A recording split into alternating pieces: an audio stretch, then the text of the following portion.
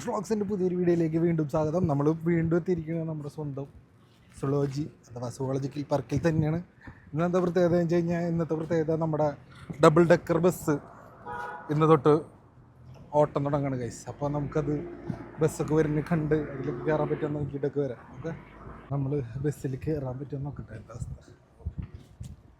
മന്ത്രിക്ക് വരുന്നുണ്ട്. പിന്നെ എന്തൊരു പ്രത്യേകത എന്ന് വെച്ച് കഴിഞ്ഞാൽ ഇപ്പം തന്നെ ധൃതി പിടിച്ചാൽ എല്ലാവരും ഇങ്ങോട്ട് വരണമെന്നില്ല. എന്താണെന്ന് വെച്ച് കഴിഞ്ഞാലേ ഇവിടെ റോഡ് പണിയൊക്കെ നടക്കായതുകൊണ്ട് ഭയങ്കര സീനാണ്. പുത്തൂർ സ്കൂളിന് മുമ്പിലൊക്കെ പൊളിച്ചിട്ടൊക്കെ ഇവിടെ നമ്മുടെ പാർക്കിൻ്റെ അവിടെ വരെ ഫുള്ള് പൊളിച്ചിട്ട്. പിന്നെ എല്ലാ മൃഗങ്ങളൊന്നും വന്നിട്ടൊന്നുമില്ല. അധികം സാധനങ്ങളൊന്നും കുറച്ച് മൃഗങ്ങളുള്ളൂ. 2-3-4 മാസം കൂടി കഴിഞ്ഞിട്ട് വരികയായിരിക്കും നല്ലത്. അതായിരിക്കും കാശ് ലോഗിന്നൊക്കെ വരുന്നവർക്കൊക്കെ ഭയങ്കര സീനായിരിക്കും. നഷ്ടമായിട്ട് തോന്നി ചിലപ്പോൾ. തോന്നാണ്ടിരിക്കാൻ വേണ്ടി പറഞ്ഞെന്നുള്ളത്. നിങ്ങൾക്ക് വരണമെങ്കിൽ വരാം. കുറച്ചൊക്കെ കാണാനൊക്കെ ഇടും. കടുവേനൊക്കെ തൊട്ടടുത്തൊക്കെ കാണാം. ചില്ലിൻ്റെ അപ്പുറത്തും ഇപ്പുറത്തും ഒന്ന് കടുവേനൊക്കെ കാണാം. അപ്പോൾ എങ്ങനെയാ വെച്ചാൽ നോക്കിയിട്ട് പോയോ. ഞാൻ വേണമെന്ന് വെച്ചാൽ റോഡൊക്കെ ഒന്ന് കാണിച്ചു തരാം. തിരിച്ച് പോകണ വഴിയില്ല എന്താ അവസ്ഥ എന്നുള്ളത്. അത് നോക്കിയിട്ട് നിങ്ങൾ വരിക വെച്ച് കഴിഞ്ഞാൽ വാ. വരുന്നില്ലെങ്കിൽ വരില്ല എന്ന് പറയാം. നല്ല രസമുണ്ട് കാണാൻ. ബൈക്കൊക്കെ പാർക്ക് ചെയ്ത് നടന്ന് എത്തുമ്പോഴേക്കും വിശർത്തുണ്ട്. യാത്ര ദൂരമാണ് ബൈക്ക് പാർക്ക് ചെയ്യണ സ്ഥലം. അവിടെ തറയി ഏകദേശമൊക്കെ ഈ പേഴ്സൊക്കെ കൊണ്ടുവന്നതിൽ കൊടുക്കണം. കുറേ ആൾക്കാരൊക്കെ വരുന്നുണ്ട് കേട്ടോ. അതെ KSRTC എന്തോ സംഭവത്തിൻ്റെ കാണാം നമുക്കവിടെ. അപ്പം നമ്മുടെ ബസ് വന്നിട്ട് ബസ് കണ്ട നമ്മുടെ ഡബിൾ ഡെക്കർ ബസ് വന്ന് കഴിഞ്ഞിട്ടുണ്ട്.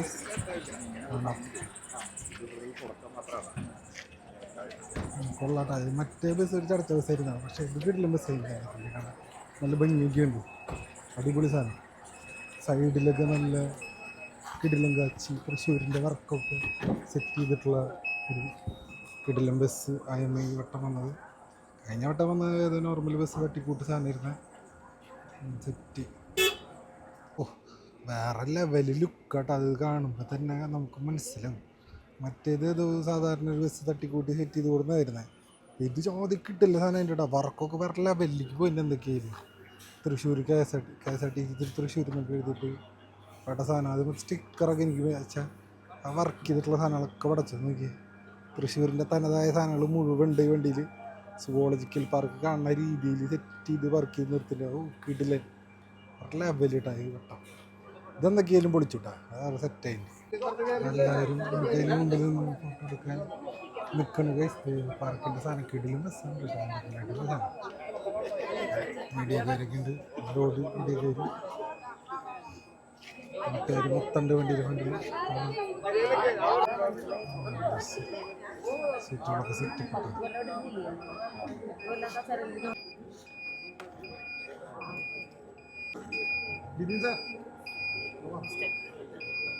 വേദന കൊടുക്കാനൊക്കെ ആയിട്ട് ആൾക്കാർ വന്നുണ്ട്.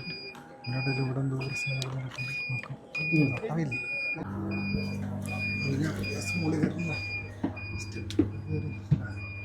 സെറ്റ് സുവോളജിക്കൽ പാർക്കിന് മുമ്പിലേക്ക് അതൊക്കെ ആൾക്കാർ നിന്ന് വീഡിയോ ഫോട്ടോ സെറ്റ്. ഇതിലുള്ള സെറ്റാട്ടാ. സമാധാനപരമായിട്ട് നമ്മുടെ വീഡിയോ ഒക്കെ നമുക്ക് ഇങ്ങനെ എടുത്തിട്ട് സമാധാനമായിട്ട് നല്ല കാറ്റൊക്കെ കൊണ്ടുപോകാം. മഴക്കാലത്ത് പോകാൻ പറ്റില്ല എന്ന് മാത്രം. ഇതൊക്കെ മൂടിയിട്ട് വരും മഴക്കാലത്ത്. നോക്കാം. ആൾക്കാരൊക്കെ കയറി സെറ്റായി തുടങ്ങി.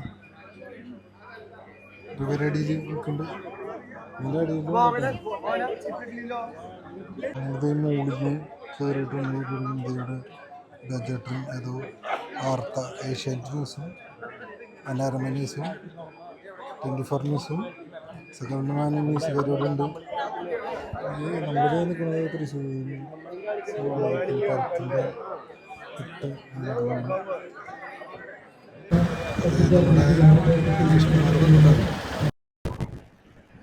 നമ്മളതിന് മുകളിൽ കയറിയിരുന്ന കാരണം ഇങ്ങനെ കാണാനൊക്കെ കാണാൻ പറ്റുമോ? യെസ്, പുള്ളിക്കാരൻ എത്തിയിരിക്കുന്നത് അവസാനം. ഉദ്ഘാടനത്തിനായിട്ട് ഗണേഷ് കുമാരും രാജാട്ടനും പൊന്നാട അണിയിപ്പിച്ചുകൊണ്ടിരിക്കുന്നതാണ് നമ്മൾ കണ്ടുകൊണ്ടിരിക്കുന്നത്.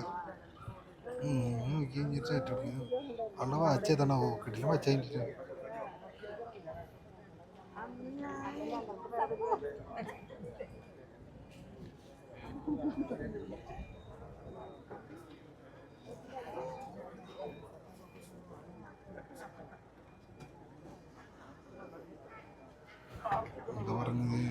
തമാശയൊക്കെ പറഞ്ഞ് പോകണ്ട.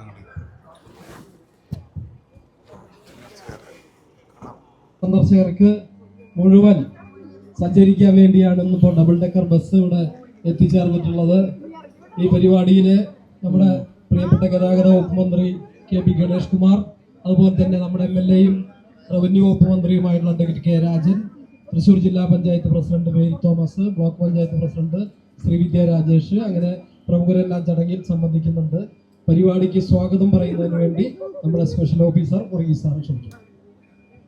നമ്മുടെ ഇന്നത്തെ ഈ ചെറിയ യോഗത്തിൻ്റെ അധ്യക്ഷൻ നമ്മുടെ ഏറ്റവും പ്രിയപ്പെട്ട റവന്യൂ വകുപ്പ് മന്ത്രി അഡ്വക്കേറ്റ് രാജൻ സാർ, ഇന്ന് മുഖ്യാതിഥിയായി നമ്മുടെ ഈ പരിപാടിക്ക് എത്തിയിരിക്കുന്ന ഏറ്റവും ബഹുമാനപ്പെട്ട ഗതാഗത വകുപ്പ് മന്ത്രി K P Ganesh Kumar sir, അദ്ദേഹം പഴയ ഫോറസ്റ്റ് വകുപ്പിൻ്റെ മന്ത്രിയായിരുന്ന ഒരു കാര്യം കൂടെ എടുത്ത് ഞാൻ പറയുകയാണ്. അതുപോലെ തന്നെ ഇന്ന് ഈ പരിപാടിയിൽ പങ്കെടുക്കുന്ന സാന്നിധ്യം, അതുപോലെ തന്നെ ഉദ്യോഗസ്ഥർ, അതുപോലെ സൂവുമായി ബന്ധപ്പെട്ട് പ്രവർത്തിക്കുന്ന നല്ലവരായ നാട്ടുകാർ, ബഹുമാന്യരെ, സഹോദരി സഹോദരങ്ങൾ,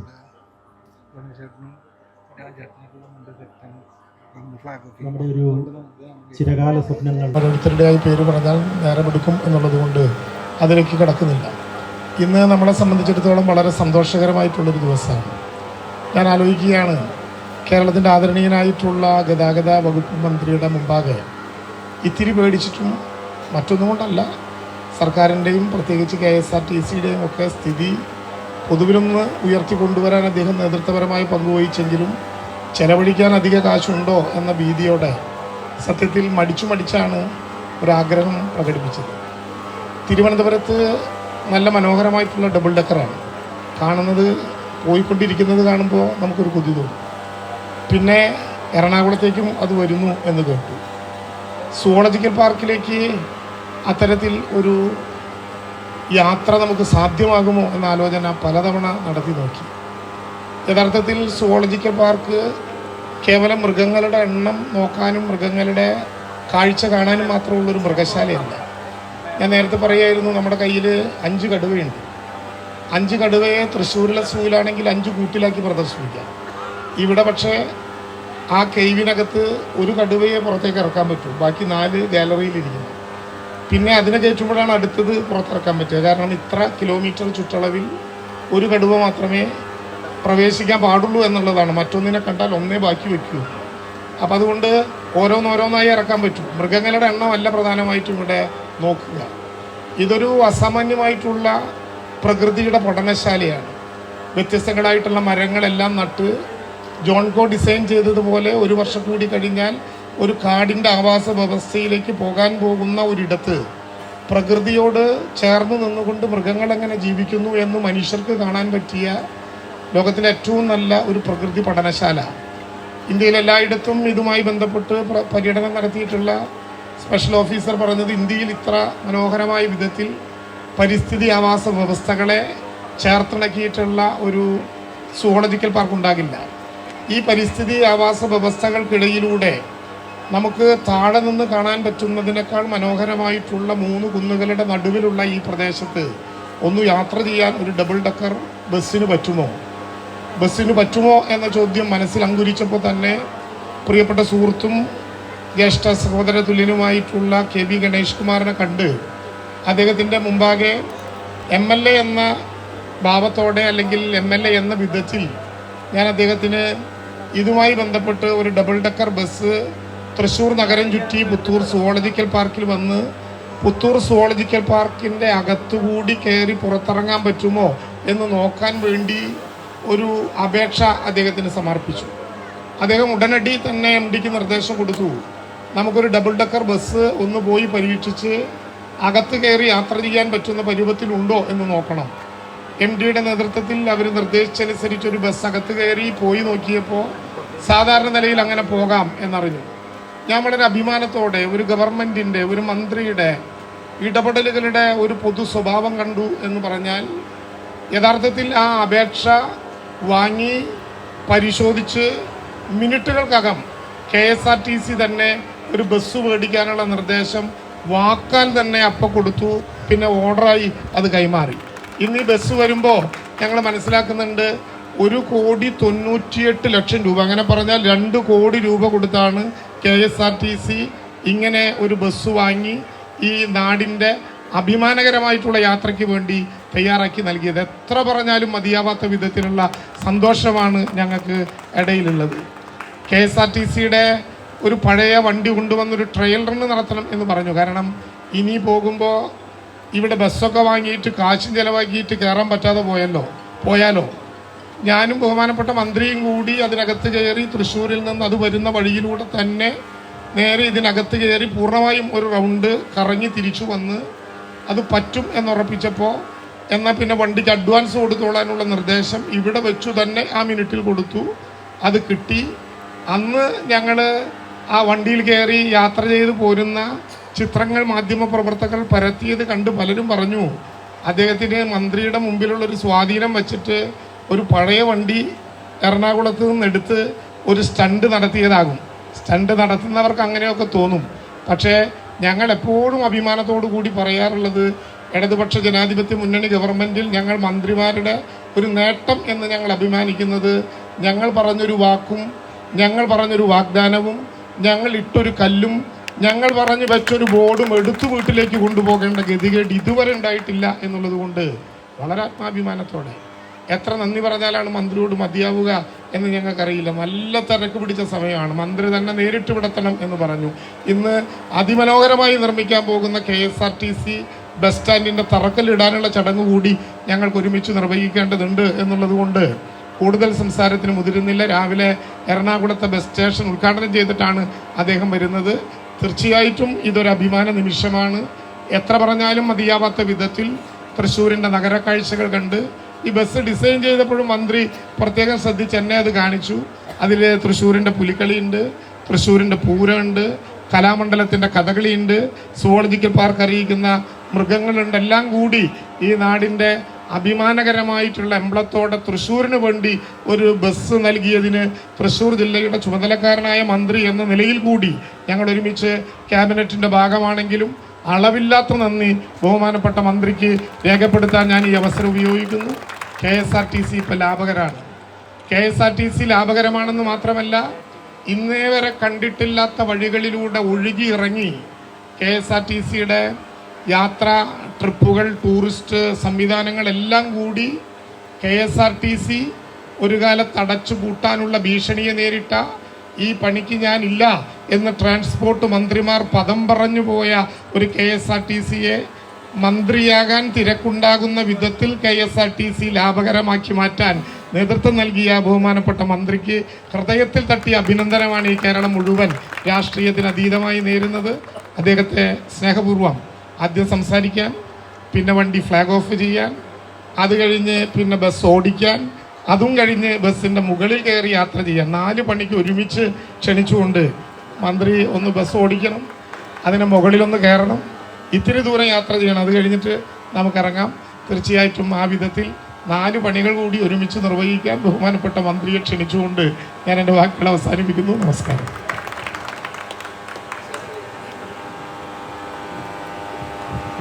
ബഹുമാനായ സംസ്ഥാനത്തിൻ്റെ റവന്യൂ മന്ത്രി, പ്രിയപ്പെട്ട സഹപ്രവർത്തകൻ എന്ന് പറയുന്നില്ല, എൻ്റെ സഹോദരൻ ശ്രീ K. രാജൻ അവരുകൾ, KSRTCയുടെ CMD, ഈ സുവോളജിക്കൽ പാർക്കിൻ്റെ ഡയറക്ടറായിട്ടുള്ള ശ്രീ വർഗീസ്, ഇവിടെയുള്ള ബ്ലോക്ക് പഞ്ചായത്ത്, ജില്ലാ പഞ്ചായത്ത്, ഗ്രാമപഞ്ചായത്ത് പ്രസിഡന്റുമാർ, അംഗങ്ങൾ, സ്നേഹമുള്ള ഈ സുവോളജിക്കൽ പാർക്കിലെ ജീവനക്കാർ, KSRTCയിലെ ജീവനക്കാർ, ഉദ്യോഗസ്ഥർ, പ്രിയമുള്ള മാധ്യമ സുഹൃത്തുക്കൾ, ഒരുപാട് സന്തോഷമുണ്ട്.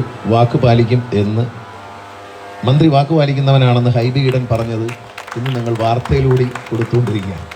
ഒരിക്കലും നന്നാവില്ല എന്ന് കരുതിയ എറണാകുളം ബസ് സ്റ്റേഷൻ ഞങ്ങൾ കുറഞ്ഞ സമയം കൊണ്ട് അതിമനോഹരമാക്കി ഇന്ന് രാവിലെ ജനങ്ങൾക്ക് തുറന്നു കൊടുത്തു. പുതിയതായി മറ്റൊരു ബസ് സ്റ്റേഷൻ നിർമ്മിക്കാൻ 13 കോടി രൂപയുടെ വർക്ക് നമ്മളിന്ന് നിർമ്മാണ ഉദ്ഘാടനം നടത്തുകയും ചെയ്യും. സത്യസന്ധമായിട്ട് പറയാം, വർഗീസിനറിയാം ഇതിൻ്റെ യഥാർത്ഥ പിതാവ് ഞാനാണ്.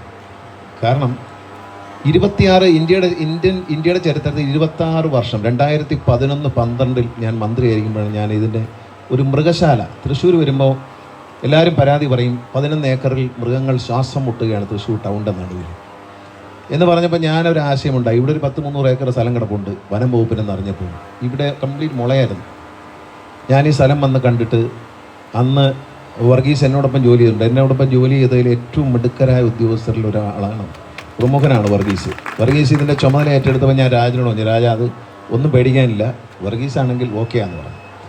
അത് കഴിഞ്ഞിട്ട് അന്ന് 26 വർഷത്തിന് ശേഷമാണ് നമ്മൾ ഒരു മൃഗശാലയ്ക്ക് ഇന്ത്യയിൽ അനുവാദം വാങ്ങിച്ചെടുക്കുന്നത്. ഇതിന് ശേഷമാണ് അംബാനിയൊക്കെ വാങ്ങിക്കുന്നത്.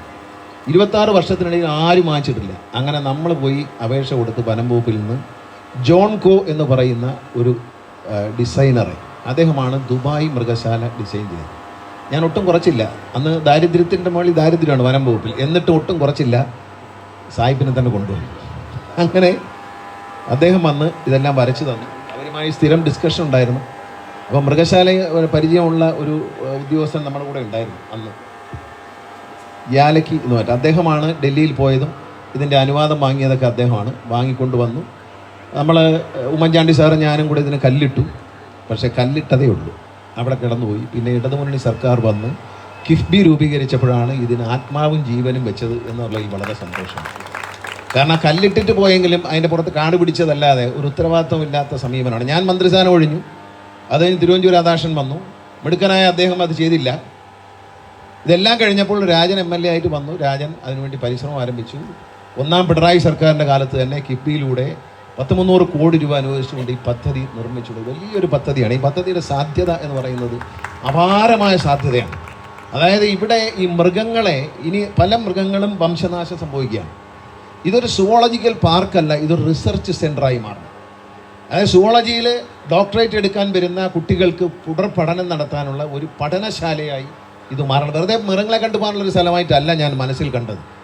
കേരളത്തിലെ സഖ്യപർവ്വതത്തിൽ കാണുന്ന ഉരകങ്ങൾ, ബട്ടർഫ്ലൈകൾ, തവളകൾ, ഇവയെക്കുറിച്ചെല്ലാം ഒരു വളരെ ശാസ്ത്രീയമായ പഠനം. കാരണം സഖ്യപർവ്വതത്തിൽ മാത്രം കാണുന്ന ഇനം തവളകളുണ്ട്.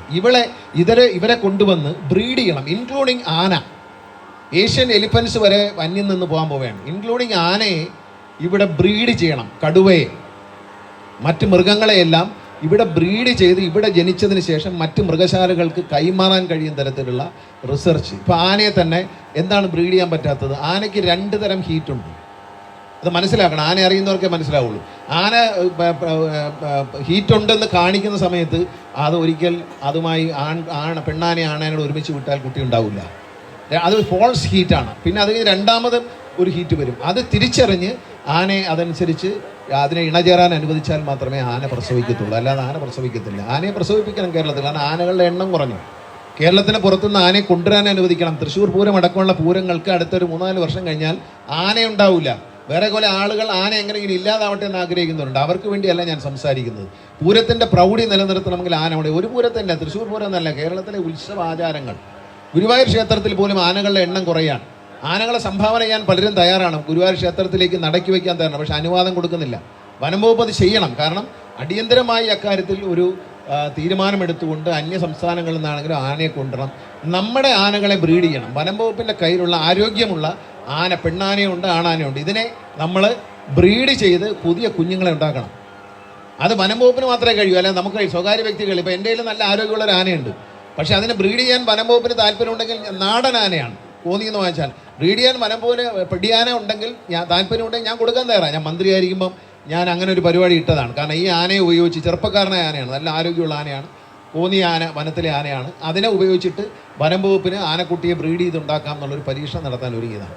ഇവിടെ അതുപോലെ പാമ്പുകൾ, ഉരകങ്ങൾ, പാമ്പുകൾ, ഈ പിന്നെ ഓന്ത്, അരണ, ഇങ്ങനെയുള്ള ഇവയെല്ലാം അന്യം നിൽക്കുകയാണ്. സഖ്യപർവ്വതത്തിൽ ആകെ ചൂട് വർദ്ധിച്ചതുകൊണ്ട് നമ്മുടെ സഖ്യപർവ്വതത്തിലെ പല മൃഗങ്ങളും പല ജീവികളും നഷ്ടപ്പെട്ടുകൊണ്ടിരിക്കുകയാണ്.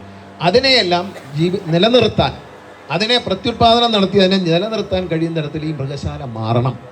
ഇത് ലോകത്തെമ്പാടും. ഇപ്പം ലണ്ടൻ മൃഗശാല ഒരു മൃഗശാലയല്ല, അതൊരു പഠന കേന്ദ്രമാണ്. അവിടെ ഞാൻ പോയി കണ്ടിട്ടുണ്ട്. അവിടെ പാമ്പുകളെ കുറിച്ചാണ്, പാമ്പിനെ എങ്ങനെ, പുതിയ പാമ്പുകളുടെ വംശം നിലനിർത്തിക്കൊണ്ട് അതിനെ എങ്ങനെയാണ് ഉണ്ടാക്കുന്നത്, അതിനെ എങ്ങനെ, അതിൻ്റെ പ്രജനനം എങ്ങനെ നടത്താം, ഇതാണ് പഠിപ്പിക്കുന്നത്. അപ്പോൾ ഈ മൃഗശാല എന്ന് പറയുന്നത് കാണാനുള്ളൊരു കാഴ്ച ജനങ്ങൾക്ക്, സാധാരണക്കാർക്ക്, അതുപോലെ പഠിക്കുന്ന കുട്ടികൾക്ക് അത്യപാരമായ സാധ്യതയുള്ള ഒരു സ്ഥാപനമാണിത്. ഇതൊരു പഠന കേന്ദ്രമാണ് ആയാണ് മാറേണ്ടത്. അതിനുള്ള സൗകര്യങ്ങൾ ചെയ്യണം. രാജൻ അത് നിർബന്ധമായും അദ്ദേഹത്തിൻ്റെ നേതൃത്വത്തിൽ, വർഗീസിന് അതിനെക്കുറിച്ചെല്ലാം നന്നായിട്ട് അറിയാം. ഞാനിത് ഉണ്ടാക്കുമ്പോൾ കണ്ട സ്വപ്നം ഇവിടെ വന്ന് കുട്ടികൾ ഇതിനെക്കുറിച്ച് റിസർച്ച്, ലോകത്തിൻ്റെ എല്ലാ ഭാഗത്തുനിന്നും വിദ്യാർത്ഥികൾ ഇവിടെ വന്ന്, വിദ്യാർത്ഥിനികൾ ഇവിടെ വന്ന് റിസർച്ച് ചെയ്ത് അവർ ആ വിഷയത്തിൽ ഡോക്ടറേറ്റ് എടുക്കാനും മൃഗങ്ങളെക്കുറിച്ചുള്ള, സുവോളജിയെക്കുറിച്ചുള്ള എല്ലാ പഠനത്തിനും ഉള്ള സാധ്യത ഉണ്ടാക്കണം എന്നുള്ള ആഗ്രഹത്തോടെയാണ് ഞാൻ തുടങ്ങി. അല്ല ഒരു മൃഗശാല, അതായത് 10-11 ഏക്കറിൽ കിടക്കുന്ന മൃഗങ്ങളെ ഇച്ചിരി വിശാലമായി തുറന്നു വിടാം. മനുഷ്യൻ കൂട്ടിൻ്റെ ഉള്ളിലും അതങ്ങനെയാണ്. മനുഷ്യനെ കൂട്ടിലൂടെ പോകുമ്പോൾ പുറത്ത് കരടി വെളിയിലും, അതിനെ തുറന്നു വിടുക. നമ്മൾ അടിയിൽ കൂടെ ഒരു തുരങ്കത്തിൽ കൂടെ പോവുക, തുരങ്കത്തിനകത്ത് വലയിടുക. ഞാനിതൊക്കെ സ്വപ്നം കണ്ടതാണ്. മാത്രമല്ല ഞാൻ എറണാകുളത്ത് നെടുമ്പാശ്ശേരി വിമാനത്താവളത്തിനടുത്ത് കുറച്ച് സ്ഥലം വനം വകുപ്പിനുണ്ട്. അവിടെ ഞാനൊരു അക്വേറിയം പണിയണമെന്ന് എൻ്റെ ആഗ്രഹം. സിംഗപ്പൂരിലെ സൻഡോസ ഐലൻഡിലുള്ളതുപോലെ നമ്മൾ അകത്തൂടി പോകുമ്പോൾ നമ്മൾ കൺവെയർ ബെൽറ്റിൽ ഇങ്ങനെ പോകും, നടന്നുകൊണ്ടവർക്ക് നടന്നു പോവാം. ഇതിൻ്റെ മേളിൽ മുഴുവൻ ഗ്ലാസ്സാണ്. ഇതിൻ്റെ മേളിൽ കൂടെ മത്സ്യം ഇങ്ങനെ അങ്ങോട്ടും ഇങ്ങോട്ടും പോയിക്കൊണ്ടിരിക്കും. മനോഹരമായ കാഴ്ചയാണ്. ഭൂമിക്കടിയിലാണ്, ഭൂമിക്കടിയിലേക്കാണ് ചെയ്തിരിക്കുന്നത്. കണ്ടിട്ടില്ലേ? മനോഹരമായ കാഴ്ചയാണ്. കാരണം ഇതിങ്ങനെ എല്ലാ മത്സ്യങ്ങളും ഇങ്ങനെ പൊയ്ക്കൊണ്ടിരിക്കും. അങ്ങനെ ഒരു അക്വേറിയം വനം മന്ത്രിയായിരുന്നപ്പോൾ എൻ്റെ ഒരു സ്വപ്നമായിരുന്നു. ഇതിൻ്റെ കൂടെ തന്നെ ആ ഒരു സ്വപ്നം ഉണ്ടായിരുന്നു. അതിന് നെടുമ്പാശ്ശേരി വിമാനത്താവളത്തിൻ്റെ അടുത്ത് തന്നെ സ്ഥലം ഉണ്ടായിരുന്നു. അത് ചെയ്യാനിരുന്നതാണ്. അപ്പോഴത്തേക്കും നമ്മൾ ഇറങ്ങി പോകണമെന്ന് വലിയ ആഗ്രഹമായിരുന്നു ആൾക്കാർക്ക്. അപ്പോൾ പിന്നെ അങ്ങ് ഇറങ്ങി കൊടുത്ത്, പിന്നെ അവർ വെടിവെപ്പും ഉണ്ട പൊട്ടിക്കലും ലഡ്ഡു വിതരണമൊക്കെ നടത്തി അവർ സന്തോഷമായിട്ട്. പക്ഷേ നാട് നന്നായില്ല. പക്ഷേ ഇത്തവണ ആരും ഇറക്കാൻ വരാത്തതുകൊണ്ട് KSRTC രക്ഷപ്പെട്ടു എന്നൊരു സമാധാനം മാത്രമേ ഉള്ളൂ. ആരോടും മിണ്ടിയില്ല, വീട്ടിൽ നിന്ന് പുറത്തിറങ്ങിയില്ല, പത്രക്കാരെ കണ്ടില്ല, ഓഫീസിൽ നിന്ന് പുറത്തിറങ്ങിയില്ല. വീട്ടിൽ നിന്ന് പോവുക, ഓഫീസിൽ പോവുക, തിരിച്ചു വരിക. അവരെങ്ങോട്ടും പോയിട്ടില്ല. രാജൻ എൻ്റെ സ്വന്തം സഹോദരനാണ്, എൻ്റെ അനിയനാണ്. എന്നെ വീഴ്ത്താൻ ഏറ്റവും നല്ല ചേട്ടാന്ന് വിളിക്കുന്നത്. നമ്മുടെ സ്പീക്കർ, ബഹുമാനപ്പെട്ട സ്പീക്കർ പോലും ചില സമയത്ത് ചെയറിലിരുന്നിട്ട് ഗണേശേട്ടാ അവിടെ ഇരിക്കും എന്ന് പറയാറുണ്ട്. അറിയാതെ പറഞ്ഞു പോകുന്നതാണ്, വിളിച്ചുള്ള ശീലം കൊണ്ട് പറഞ്ഞു പോകുന്നതാണ്. അദ്ദേഹം സ്പീക്കറാണ്, നമ്മൾ ബഹുമാനിക്കേണ്ട ആളാണ്, നമ്മുടെ ചെയറാണ്. അദ്ദേഹം അറിയാതെ ഗണേശേട്ടനെ വിളിക്കും. അതുപോലെ രാജൻ എപ്പോൾ കണ്ടാലും ആ ഒരു സ്നേഹമുണ്ട്. രാജൻ എന്നോട് പറഞ്ഞു, ചേട്ടാ എനിക്കൊരു ബസ് തരണം എന്ന് പറഞ്ഞു. ഞാനൊരു കത്തിന്ന് തരും എന്ന് പറഞ്ഞു. അപ്പോൾ ബസ് തരണം എന്ന് പറഞ്ഞപ്പോഴേ ഞാൻ പറഞ്ഞു രാജ തരാം. കാരണം 2 കോടി രൂപയ്ക്ക് അടുത്ത് വിലയുണ്ട് ഈ സാധനത്തിന്. ഇത് പിന്നെ അത്ര എളുപ്പത്തിൽ നമുക്ക് ഉണ്ടാക്കിയെടുക്കാനും പറ്റത്തില്ല. പിന്നെ ഇലക്ഷനിങ് അടുത്ത് വരാറായി. ഇത് ഉദ്ഘാടനം ചെയ്യുന്നത് കൊണ്ടുവരണ്ടേ, ഇത് പണിത് കൊണ്ടുവരണ്ടേ ബോംബെയിൽ നിന്ന്. അപ്പം ഞാനപ്പോൾ തന്നെ രാജൻ പറഞ്ഞു ഞാനൊരു കത്ത് തരും ചേട്ടനെ. എനിക്ക് ഞാൻ കത്തൊക്കെ പുറകെ വരട്ടെ എന്ന് പറഞ്ഞു. അപ്പോൾ തന്നെ ഞങ്ങൾ രണ്ടും കൂടെ നിൽക്കുമ്പോൾ പ്രമോജ് അതിലെ വന്നു. പ്രമോജിനെ ഞാൻ പറഞ്ഞു, പ്രമോജേ ഒരു വണ്ടി, അപ്പോൾ ഈ റിയാസും ചോദിക്കുന്നുണ്ട് ഒരു വണ്ടി കോഴിക്കോടേക്ക് വേണം എന്ന് പറഞ്ഞു. അപ്പോൾ ഞാൻ പറഞ്ഞ് പ്രമോജ് 2 വണ്ടി നാളെ തന്നെ ഓർഡർ ചെയ്തേക്കുന്നു. നമ്മളവിടെ എല്ലാം വാക്കാലാണ്. ഇമ്പിച്ചു അവസാറ് സിഗരറ്റ് കൂടിൽ ഉത്തരവെഴുതും എന്ന് പറഞ്ഞ പോലെയാണ് നമ്മളെ കാര്യങ്ങൾ അപ്പോൾ വാക്കാൽ പറയുകയാണ്.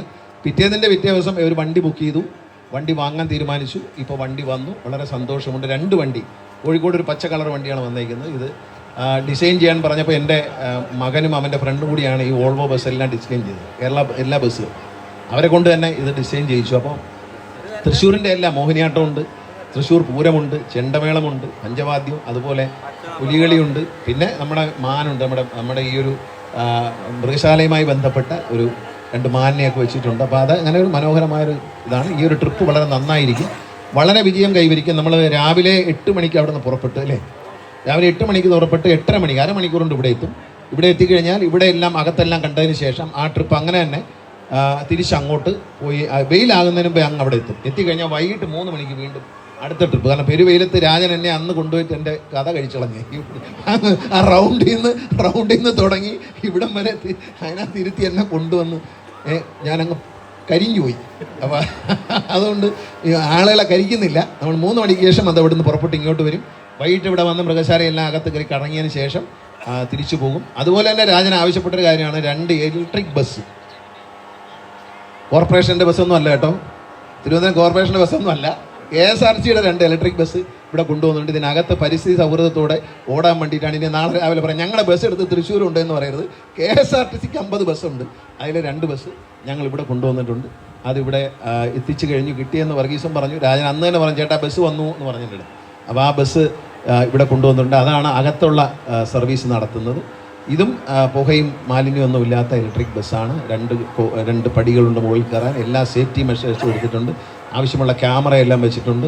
അപ്പോൾ ഇവിടെ ഇരുന്നപ്പോൾ എന്നോട് ചോദിച്ചു മേളിലും കവർ ഇടുമെന്ന് ചോദിച്ചു. ഞാൻ കവറിട്ടാൽ പോയില്ലേ, മഴവെള്ളമൊക്കെ അവിടെ വീഴും, അങ്ങ് ഒഴുകി പൊക്കോളും എന്ന് പറഞ്ഞു. അത് അകത്തോട്ട് വരുമെന്നാണ് സംശയം. മഴ ഇങ്ങനെ അകത്തോട്ട് വരത്തില്ല, ഒഴുകി അങ്ങ് പോകും. മൊത്തം അത് നനയുന്ന സാധനങ്ങളല്ല. അതൊന്നും വളരെ നല്ല രീതിയിൽ അശോക് ലൈലൻഡിൻ്റെ വണ്ടിയാണ് നമ്മൾ വാങ്ങിച്ചത്. അതുപോലെ തന്നെയാണ് ഞാൻ അടുത്തൊരു 15-ാം തീയതി ഇലക്ഷൻ പ്രഖ്യാപിച്ചാൽ ഇന്ന് എറണാകുളത്ത് വെച്ച് ഉദ്ഘാടനം ചെയ്ത് കഴിഞ്ഞു. ബിസിനസ് ക്ലാസ് ബസ് വരെയാണ് കേരളത്തിലെ ആദ്യത്തെ, ഒരുപക്ഷെ ഇന്ത്യയിലെ തന്നെ ആദ്യത്തെ ബിസിനസ് ക്ലാസ് ബസ് വരുന്നു. അത് അടിസ്ഥാനപരമായി എറണാകുളം തിരുവനന്തപുരത്താണ് ഇപ്പോൾ ഓടുന്നതെങ്കിലും ഈ തൃശ്ശൂർ എറണാകുളം റൂട്ട് പണി കഴിഞ്ഞാൽ ഈ വണ്ടി തിരുവനന്തപുരത്ത് പുറപ്പെട്ട് തൃശ്ശൂരാണ് ഇന്ത്യ. തൃശ്ശൂരാണ് എൻ്റെ മനസ്സിൽ കിടക്കുന്നത്. കാരണം ഓൾവോ ബസ്സാണ്, ഓടിയെത്തും, നല്ല സ്പീഡിൽ വരും. ഒരു 4-5 മണിക്കൂർ കൊണ്ട്, ഒരു 3-3.5 മണിക്കൂർ കൊണ്ട് ഹൈവേ റെഡിയായാൽ 3.5 മണിക്കൂർ കൊണ്ട് കൊച്ചിയിലെത്തും. അവിടെ നിന്ന് ഒരു 5 മണിക്കൂറിനുള്ളിൽ വണ്ടി വന്ദേ ഭാരത് വരുന്നതിനേക്കാൾ വേഗത്തിൽ ഇവിടെ എത്തും. ഒരു ജില്ലയിൽ ഒറ്റ സ്ഥലത്തേ നിർത്തത്തുള്ളൂ. റിസർവേഷൻ മുഴുവൻ തൃശ്ശൂരിൽ നിന്ന് തിരുവനന്തപുരത്തേക്കാണെങ്കിൽ നിർത്താതെ പോകുന്നു, എങ്ങും നിർത്തത്തില്ല, അടിച്ചു വിട്ടാൻ പോകും. തിരുവനന്തപുരത്ത് തുടങ്ങുമ്പോൾ നേരെ എറണാകുളത്തേക്കാണ് ഫുൾ ബുക്കിംഗ് എങ്കിൽ നേരെ എറണാകുളത്തേക്ക് അടിച്ചു വിട്ടെങ്കിൽ പോരെയുള്ളൂ, എങ്ങും നിർത്തത്തില്ല. അങ്ങനെ ആളുണ്ടെങ്കിൽ മാത്രം കൊല്ലം, ആലപ്പുഴ ബൈപ്പാസിൽ എവിടെയെങ്കിലും നിർത്തും, അല്ല ബസ് സ്റ്റേഷനിലേക്ക് കയറുന്ന പരിപാടി ഒന്നുമില്ല. വളരെ വേഗത്തിൽ അതിനകത്ത് ഫുഡ് കിട്ടും, അതിനകത്ത് ടോയ്ലറ്റ് ഉണ്ട്, എങ്ങും നിർത്തൂല. അതിനകത്ത് ടോയ്ലറ്റ് ഉണ്ട്, മനോഹരമായ ടോയ്ലറ്റ്, നല്ല സ്റ്റൈലൻ ടോയ്ലറ്റ്, ഇൻ്റർനാഷണൽ സാധനങ്ങളാണ്. അല്ലാതെ വേറെ തന്നെ ഓൾവോ കമ്പനി ഇൻ്റർനാഷണലി ചെയ്യുന്ന സാധനമാണ്. പാൻട്രി ഉണ്ടാകും, അതിനകത്ത് ഹോസ്റ്റസ് ആണ്, ബസ് ഹോസ്റ്റസ് ആണ്, കണ്ടക്ടർ അല്ല. ഒരു പെൺകുട്ടിയായിരിക്കും, നല്ല സ്റ്റൈലൻ ഡ്രസ്സൊക്കെ ഇട്ടിട്ട് നിൽക്കുന്ന അവരായിരിക്കും ഇവർക്ക് ഫുഡ്. നമുക്ക് ടിക്കറ്റിനോടൊപ്പം ഫുഡ് ബുക്ക് ചെയ്യാം, ഫ്ലൈറ്റിലെ പോലെ തന്നെയാണ്. അല്ലെങ്കിൽ കയറി കഴിയുമ്പോൾ ബുക്ക് ചെയ്തില്ലെങ്കിൽ നമുക്ക് അവിടെ നിന്ന് പർച്ചേസ് ചെയ്യാൻ പറ്റും. മിൽമയുടെ പ്രോഡക്റ്റുകളെല്ലാം ഉണ്ടാകും, നല്ല പ്രോഡക്റ്റുകളെല്ലാം ഉണ്ടാകും. അതുപോലെ കൊക്കോക്കോളയും പിന്നെ പെപ്സിയൊന്നും കൊടുക്കുന്നത് ഞാനെതിരല്ല, എനിക്കതൊന്നും പ്രശ്നമല്ല. അതൊക്കെ ഉണ്ടെങ്കിൽ വേണമെന്നുള്ളവർക്ക് അതെല്ലാം കിട്ടും, ചായ കിട്ടും, കാപ്പി കിട്ടും, എല്ലാം കിട്ടും. എന്നെ ഒരു ബൂർഷ്വാസിയായി കാണണ്ട, എല്ലാം ആവശ്യം, ജനങ്ങൾക്ക് ആവശ്യം എല്ലാം കൊടുക്കും. ഇപ്പം ബസ്സിലൊക്കെ ചിക്കൻ അവരെ കൊടുക്കും, 25% അവർ ഡിസ്കൗണ്ടാണ് നമുക്ക്. അവർ ബസ്സിൽ KSRTC ബസ്സുകളിൽ ഒരു 10-12 ബസ്സുകളിൽ 50ഓളം ബസ്സുകളിലായി കഴിഞ്ഞു. ഇന്ന് അവർ 1000ഓളം കൂപ്പൺ എറണാകുളത്ത് ഫംഗ്ഷനിൽ വിതരണം ചെയ്തു. അവർക്കെല്ലാം 25% ഡിസ്കൗണ്ടാണ് KSRTC വഴി വരുന്നവർക്ക്. KSRTC ബസ്സിലിരുന്ന് ഓർഡർ ചെയ്യുമ്പോൾ ബസ്സിൽ തന്നെ കൊണ്ടു കൊടുക്കും. മാലിന്യങ്ങൾ അവർ തന്നെ അടുത്ത സ്റ്റേഷനിൽ നിർമ്മാർജ്ജനം ചെയ്യാൻ സൗകര്യം ഒരുക്കിയിട്ടുണ്ട്. അതുപോലെ 2 കമ്പനികൾ, ഒരു സ്റ്റാർട്ടപ്പ് കമ്പനിയും വന്നിട്ടുണ്ട്. അവരും ഈ റോൾസാണ്, vegetable rolls and chicken roll, അങ്ങനെയുള്ള സാധനങ്ങളാണ്. അവരും ഒരു 4-5 ചെറുപ്പക്കാരുടെ ഒരു കൂട്ടായ്മയാണ്. അവരും ഇതുപോലെ വണ്ടിക്കകത്ത് സീറ്റിൽ കൊണ്ടു കൊടുക്കും. സീറ്റിൽ റിസർവ് ചെയ്ത് ബുക്ക് ചെയ്ത് കഴിഞ്ഞാൽ സീറ്റിൽ പോകാം. ഈ ചിക്കിങ്ങിൻ്റെ തന്നെ അവരുടെ ഒരു QR കോഡുണ്ട്, അത് അടിച്ചു കഴിഞ്ഞാൽ അവർ മെനു, ആ വണ്ടിയിൽ അത് ഒട്ടിച്ചുണ്ടാകും, അത് കിട്ടുന്ന വണ്ടിയിൽ അത് ഒട്ടിച്ചിട്ട് അത് അടിച്ചു കഴിഞ്ഞാൽ അത് QR കോഡിൽ കയറി മെനുവിൽ ഓർഡർ ചെയ്തതിന് ശേഷം ഈ വണ്ടിയിൽ കൃത്യമായി അവരുടെ നിയറസ്റ്റ് ബ്രാഞ്ചിൽ നിന്ന് ഈ സാധനം കൈമാറും. അങ്ങനെ KSRTC ഒരുപാട് സൗകര്യങ്ങൾ. നിങ്ങൾ ഇന്നത്തെ TV വാർത്ത ഇന്നലത്തെ വായിച്ച് കണ്ടു കാണും. ഏഷ്യാനെറ്റിൽ പറയുന്നത് കർണാടക ട്രാൻസ്പോർട്ട് കോർപ്പറേഷൻ പ്രതിസന്ധിയിൽ സർക്കാരിനെ അറിയിച്ചു എന്നാണ് പറയുന്നത്. നമ്മൾ പ്രതിസന്ധിയിൽ നിന്ന് കരകയറി, അവർ പ്രതിസന്ധിയിലേക്ക് വീണു എന്നുള്ളതാണ്. നമ്മുടെ സർക്കാർ അറിയിച്ചു, പ്രതിസന്ധി കഴിഞ്ഞു, കുഴപ്പമില്ല എന്ന് പറഞ്ഞു. അതുപോലെ ആപ്പായിട്ടിരിക്കുകയാണ്. കാരണം ധനകാര്യ വകുപ്പ് എങ്ങനെയെങ്കിലും ഒരു പൈസയും തരാതിരിക്കാനുള്ള എല്ലാ പരിപാടികളും നിങ്ങളിപ്പോൾ കാശൊക്കെ ഉണ്ടല്ലോ, കയ്യിൽ നിന്ന് എടുത്തോളൂ. അങ്ങനെ കയ്യിൽ നിന്ന് എടുക്കാനൊന്നും ആയിട്ടില്ല. എന്നാലും പ്രവർത്തന ലാഭത്തിൽ ഇന്ത്യയിൽ വരവും ചെലവും, ഒരു ദിവസത്തെ വരവും ചെലവും തമ്മിൽ നോക്കിയാൽ പ്രവർത്തന ലാഭത്തിലോടുന്ന ഒരേ ഒരു ട്രാൻസ്പോർട്ട് കോർപ്പറേഷൻ KSRTC ആയി മാറി എന്നുള്ളത് വലിയ അഭിമാനകരമായ നേട്ടമാണ്. ഞാനത് സന്തോഷത്തോടെ കൂടെ പ്രവർത്തിച്ച ഉദ്യോഗസ്ഥരെ, CMD മുതൽ എല്ലാ ജീവനക്കാരെയും ഞാൻ ഇക്കാര്യത്തിൽ അനുമോദിക്കും. നമ്മൾ ഈ വണ്ടി വാങ്ങിച്ചു കൊടുത്തവർ നന്നായി കൊണ്ടു കിടക്കും. മൂന്നാറിലെ ഡബിൾ ഡെക്കറൊക്കെ വലിയ ഒരു ചരിത്രം, മൂന്നാറിൻ്റെ ടൂറിസം രംഗത്തെ ചരിത്രം തിരുത്തിയ പരിപാടിയാണ് മൂന്നാറിലെ ഡബിൾ ഡെക്കർ. ഞാൻ തന്നെ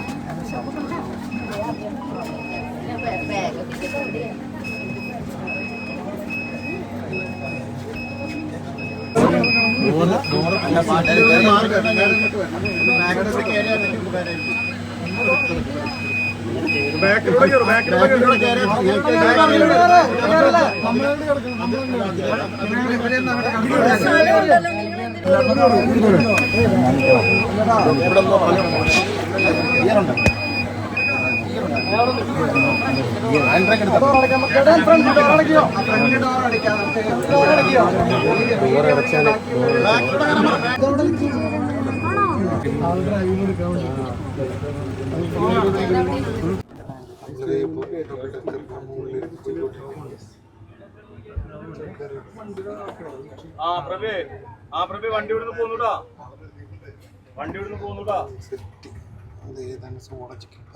അതിനുണ്ട് ഗണേഷ് കുമാറാണ് വണ്ടി ഓടിക്കുന്നത്. വണ്ടിയിലുണ്ട്, നമ്മളെല്ലാവരും വണ്ടിയിലുണ്ട്. ജീപ്പൊക്കെ വരുന്നാലുണ്ട്. ഡ്രെയിനേജ് സിസ്റ്റം, റോഡിൻ്റെ അവസ്ഥയൊക്കെ ഇതാണ് നോക്കിയിട്ട് കണ്ടിട്ടൊക്കെ വരും ആൾക്കാർ.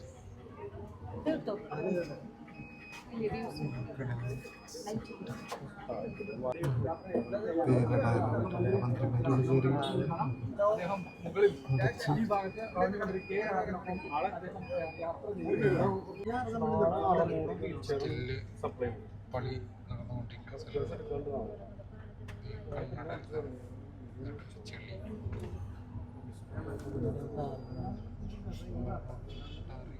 നടന്നുകൊണ്ടിരിക്കുകയാണ്.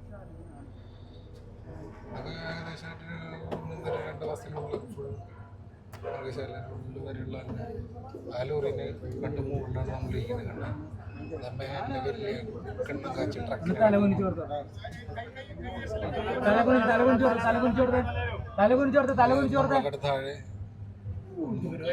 മുകളിൽ നിന്ന് കാണാൻ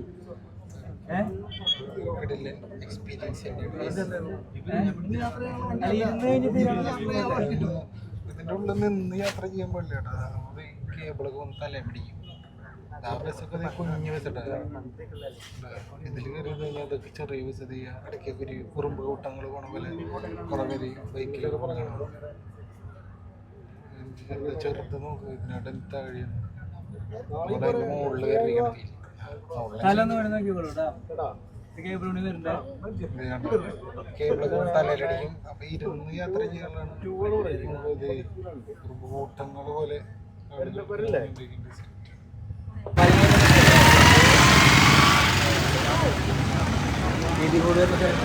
അപ്പോൾ ഞാൻ പുത്തൂര് പുതിയ പാലത്തിൻ്റെ മുകളിൽ ഇറങ്ങി.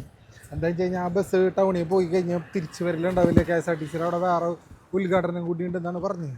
അപ്പോൾ നമ്മൾ ടൗണിൽ പോയി കഴിഞ്ഞാൽ പിന്നെ ടൗണിൽ നടന്നു വരും ശരിയാണ്. അതിലഞ്ച് കാശ് ഗൂഗിൾ പേ ചെയ്യാൻ മാത്രം കാശുള്ള ബസ്സില്ല. ഞാൻ കഴിഞ്ഞാൽ ഗൂഗിൾ പേ എടുക്കില്ലല്ലോ. അപ്പോൾ അങ്ങനെയാണ് കാശ് കാര്യങ്ങൾ. ഞാൻ ഇവിടെ നിന്ന് എൻ്റെ എളിയനെ വിളിച്ചിട്ടുണ്ട്. അവൻ വന്നിട്ട് വേണം വണ്ടിയിൽ ഇനി അവിടെ പോയി സ്കൂട്ടർ എടുത്തിട്ട് തിരിച്ചു വരാം. വേറെ കിടിലൻ എക്സ്പീരിയൻസ് തന്നെ കേട്ടോ. അത് റൗണ്ടിലൊക്കെ കയറി പിടിക്കും. പിന്നെ അതിൻ്റെ പ്രത്യേകത എന്ന് വെച്ചാൽ രാവിലെ 8 മണിക്കും പിന്നെ വൈകുന്നേരം 3 മണിക്കോളം അതിൻ്റെ ഇടയിൽ ഉച്ച സമയത്തൊന്നും ഉണ്ടാവില്ല. ആ ഗണേഷ് കുമാറിൻ്റെ സ്പീച്ചിൽ ഗണേഷ് കുമാർ പറയുന്നുണ്ട് അങ്ങനെയൊക്കെ കാര്യങ്ങൾ. ഇതേ അവിടെ വന്നു പോട്ടെ. ഞാൻ ഇനി അങ്ങോട്ട് ബസ് എടുത്ത് പോട്ടെ. ഞാൻ സ്കൂട്ടറിൽ പോട്ടെ. എൻ്റെ വണ്ടി ഇരിക്കും. അങ്ങനെ ഫൈനലി നമ്മൾ വീടെത്തി ഗൈസ്. പിന്നെ 8 മണിക്ക് രാവിലെ KSRTC അവിടെ നിന്ന് ഇറക്കും. 8:30 ആകുമ്പോഴേക്കും അവിടെ നിന്ന് ഇങ്ങോട്ട് ഇവിടെ എത്തും. പിന്നെ ഇവിടെ നിന്ന് ഒരു റൗണ്ട് കഴിഞ്ഞ് കഴിഞ്ഞാൽ പിന്നെ ഉച്ചയ്ക്കൊന്നും ഇല്ല പരിപാടി. പിന്നെ വൈകുന്നേരം 3 മണിക്ക് അവിടെ നിന്ന് ഒരു റൗണ്ട്. അങ്ങനെയാണ് പറഞ്ഞിട്ടുള്ളത്. കാരണം എന്താ വെച്ച് കഴിഞ്ഞാൽ ഉച്ചയ്ക്ക് വെയിൽ കൊണ്ട് കത്തിക്കരിഞ്ഞു എന്നൊക്കെ മന്ത്രി നേരത്തെ പറയുന്നുണ്ടായിരുന്നു. അപ്പോൾ ഇന്നത്തെ എൻ്റെ വീഡിയോ ഇഷ്ടപ്പെട്ടാൽ ലൈക്ക് ചെയ്യുക, ഷെയർ ചെയ്യുക, സബ്സ്ക്രൈബ് ചെയ്യുക ഗൈസ്. By boom.